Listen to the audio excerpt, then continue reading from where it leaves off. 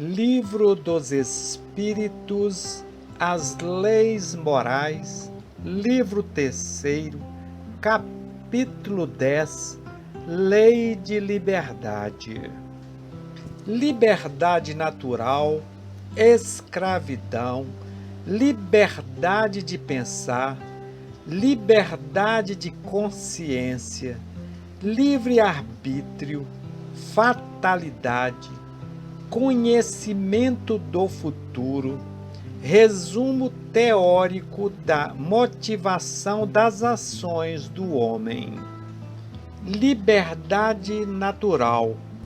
Questão 825. Há posições no mundo em que o homem possa se vangloriar de gozar de uma liberdade absoluta? Não, porque todos necessitais uns dos outros, os pequenos como os grandes. Questão 826. Qual seria a condição na qual o homem poderia gozar de uma liberdade absoluta? Eremita num deserto.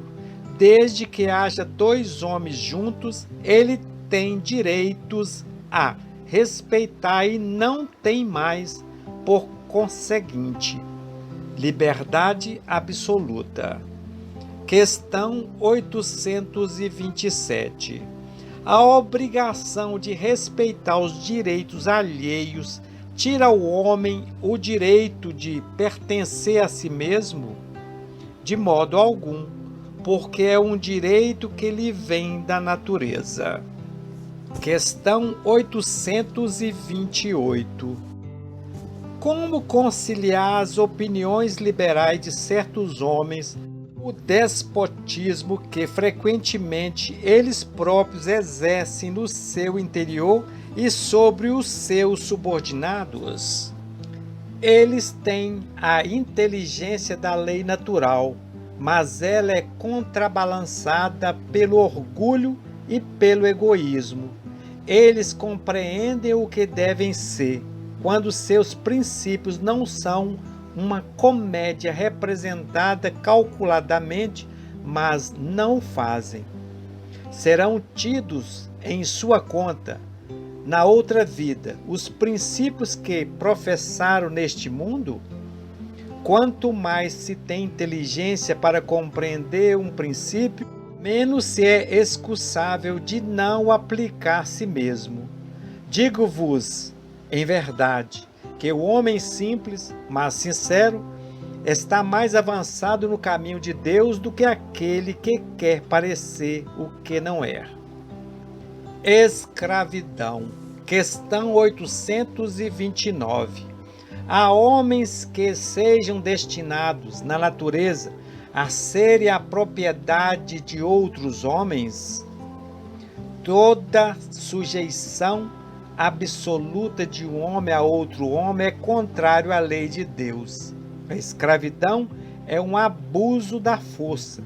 Desaparecerá com o progresso, como desaparecerão pouco a pouco todos os abusos.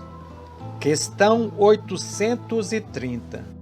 Quando a escravidão está nos costumes de um povo, os que dela se aproveitam são repreensíveis, uma vez que não fazem senão se conformar a um uso que lhes parece natural? O mal é sempre mal, e todos os vossos sofismas não farão que uma ação má se torne boa.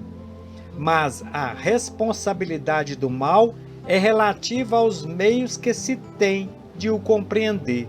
Aquele que tira proveito da lei da escravidão é sempre culpado de uma violação da lei natural. Mas nisso, como em todas as coisas, a culpabilidade é relativa.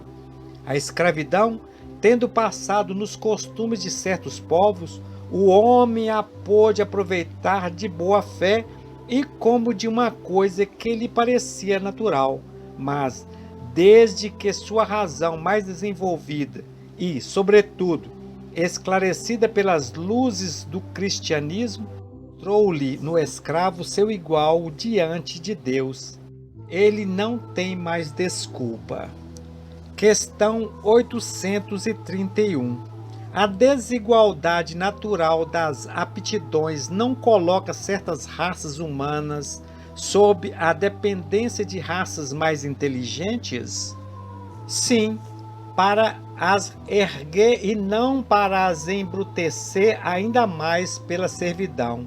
Os homens, durante muito tempo, têm olhado certas raças humanas como animais de trabalho, munidos de braços e mãos, que se julgaram no direito de os vender como bestas de carga. Eles se creem de um sangue mais puro, insensatos que não veem senão a matéria. Não é o sangue que é mais ou menos puro, mas o espírito. Questão 832. Há homens que tratam seus escravos com humanidade, que não lhes deixam faltar nada e pensam que a liberdade os exporia a privações maiores. Que dizeis deles? Digo que estes compreendem melhor seus interesses.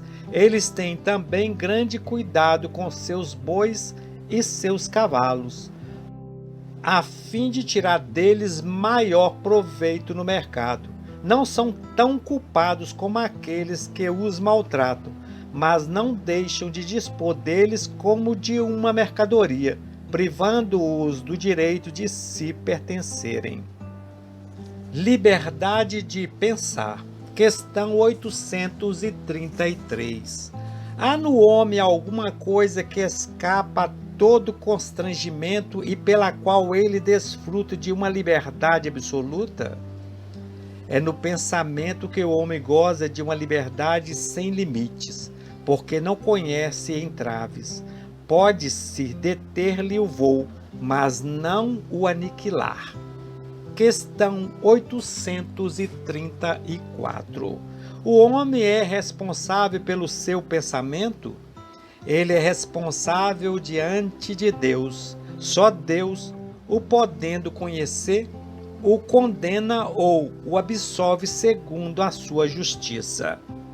Liberdade de consciência. Questão 835. A liberdade de consciência é uma consequência da liberdade de pensar? A consciência é um pensamento íntimo que pertence ao homem, como todos os outros pensamentos. Questão 836. O homem tem o direito de colocar entraves à liberdade de consciência? Não mais do que a liberdade de pensar, porque só a Deus pertence o direito de julgar a consciência. Se o homem regula, por suas leis, as relações de homens para homens, Deus, por suas leis da natureza, regula as relações do homem com Deus. Questão 837. Qual é o resultado dos entraves postos à liberdade de consciência?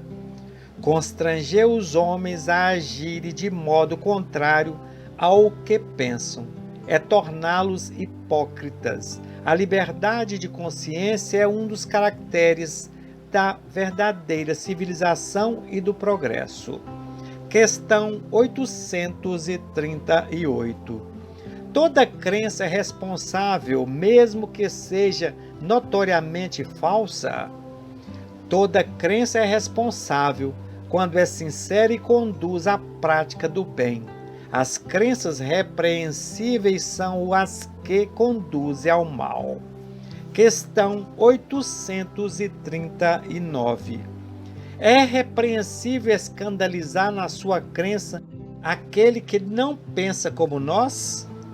É faltar com a caridade e ofender a liberdade de pensar. Questão 840.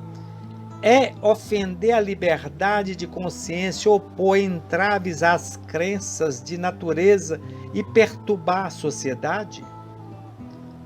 Podem-se reprimir os atos, mas a crença íntima é inacessível. Questão 841.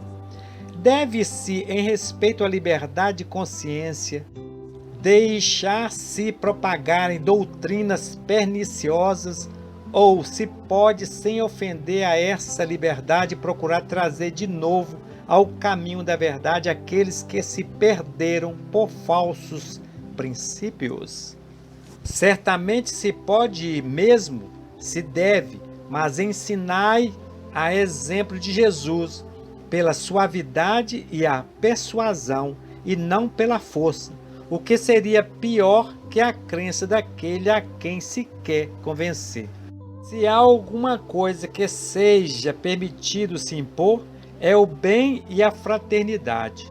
Mas não cremos que o meio de fazê-los admitir seja o de agir com violência. A convicção não se impõe. Questão 842. Todas as doutrinas tendo a pretensão de ser a única expressão da verdade, por que sinais se pode reconhecer aquelas que têm o direito de se colocar como tal? Será aquela que faz mais homens de bem e menos hipócritas, quer dizer, praticante da lei de amor e de caridade na sua maior pureza e nas suas mais largas aplicações. Por esse sinal reconhecereis que uma doutrina é boa, porque toda doutrina que tiver, por consequência, semear a desunião e estabelecer uma demarcação entre os filhos de Deus, não pode ser senão falsa e perniciosa.